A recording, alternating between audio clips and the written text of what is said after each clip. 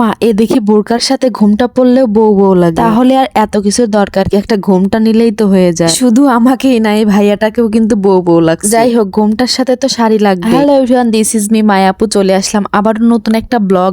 কিছু কি গেস করতে পারছেন? আমি তো কিছু বুঝতে পারি নাই, আপনারা কি বুঝবেন? তো অফিস শেষ করে 5টায় যখন বের হচ্ছিলাম, তার আগেই আমার কাছে একটা কল আসলো যে আমাকে নাকি মার্কেটে যেতে হবে। তো যাই হোক, প্রিয় মানুষের কল বলে কথা, যেতে তো হবে। কেন গিয়েছিলাম সেটা পরে বলতে। মাওনা চৌরাস্তা কিতাবালিতে শাড়ি ভুবন দোকানে গিয়ে মনে হয়েছে যে আমি তাদের কাছ থেকে ফিরি ফিরি মনে হয় শাড়ি আনতে গেছি। তাদের কি যে ব্যবহার, মনে হয়েছে আমার কাছে টাকা নেই। যাই হোক, এসব থার্ড ক্লাস দোকানদারদের কথা নাই। তো আমি সোজা চলে গিয়েছিলাম ইয়াকুবালিতে। তারপর ঢুকে হাতের বাম দিকে চেয়ে দেখি রূপের রানী। এক পাস না ভেবে ভাবলাম মায়াপু যেহেতু রূপের রানী, তো মায়াপু তো রূপের রানীতেই যাবে। তো চলেন যাই এখন বলি। তো আমার প্রিয় মানুষটা আমাকে ফোন দিয়ে বললো, নিয়ে এসে বলতেছে যে আমাকে নাকি শাড়ি কিনে দেবে। আমি তো পুরোই সারপ্রাইজড হয়ে গেছি। আর প্রিয় মানুষজন মাঝে মধ্যে এরকম সারপ্রাইজ দেবে, এটাই স্বাভাবিক, তাই আমি তো ভীষণ খুশি হয়ে গিয়েছিলাম। তারপর আর কি ঘুরে ঘুরে দেখতেছিলাম যে এখান থেকে কি নেওয়া যায়। খুশিতে আয়নার সামনে গিয়ে নিজেকে একটু দেখতেছিলাম যে আসলে আমি অনেক লাকি। শুরু হয়ে গেছে শাড়ি বাছাই করা। আমি তো ওইভাবে কখনো শাড়ি টাড়ি কিনি না, এই জন্য বুঝি না যে কোনটা নিলে বেশি ভালো লাগবে। তারপরেও আমি আয়নার সামনে গিয়ে ট্রায়াল দিচ্ছিলাম যে আসলে কোনটাতে বেশি ভালো লাগে। শপিং করতে কার না ভালো লাগে বলেন?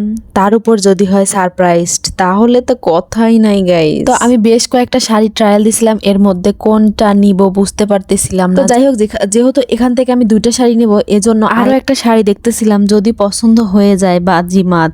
হাতের কাছে যেটা পাবো সেটাই নিয়ে নেব, টাকা তো আর আমার না, বোঝেন নাই? আমাদের লাইফে কিছু কিছু চাওয়া কিন্তু চাইলেই পাওয়া যায় না। তবে কিছু কিছু মানুষ খুব ভাগ্য করে জন্মায় যে তার প্রিয় মানুষ তার ইচ্ছাগুলো পূরণ করবে। আমিও হয়তো তার মধ্যে একজন, সেজন্য তো আসলে কিছু বলারই নেই। এদিকে মার্কেটের মধ্যে গেলে আমি মনে করেন যে ভিডিও করার জন্য একদম পাগল হয়ে যাই। দেখেন না লাইটিং কি সুন্দর। বউ সাজতে গেলে তো বর লাগবে, আর বর সাজানোর জন্য বরের যাবতীয় জিনিস নিতে হবে। খুশি কি আর ধরে রাখা যায়? বর সেজে একদম মাশাআল্লাহ এত সুন্দর লাগতেছিল যে আমি কল্পনাও করি না। এইদিকে যে বিস্তারিত জানতে হলে কি সুন্দরী কিউটেড ডিব্বা মায়াপুর পেজটা ফলো দিয়ে সাথেই থাকতে হবে আপনাদের। তারপর সুন্দর একটা ঘুমটা বাছাই করার পালা। এইদিকে তো আমি ঘুমটা দিতেই পারি না, কিভাবে দিতে হয় ওটা পরে দেখে আগে একটু রং ঢং করে নেই। আমাদের মায়াপু ঢং করবে না, এটা কোনোদিন হতে পারে? যাই হোক, আমি খুব ট্রাই করতেছিলাম যে কিভাবে ওড়নাটা দেয়। ভাইয়া আমাকে সুন্দর করে দেখাই দিল যে আপু এইভাবে। দোকানের ভাইয়া দুইটা খুবই ম্যাচিউর ছিল। ভাইয়ার রং ঢং দেখেই বুঝতে পারতেছেন ঠিক মায়াপুর মতো ঢং ঢং। তো গাইস, হ্যাঁ, এইদিকে তো আমার ঘুমটা সবকিছু ট্রায়াল দেওয়া শেষ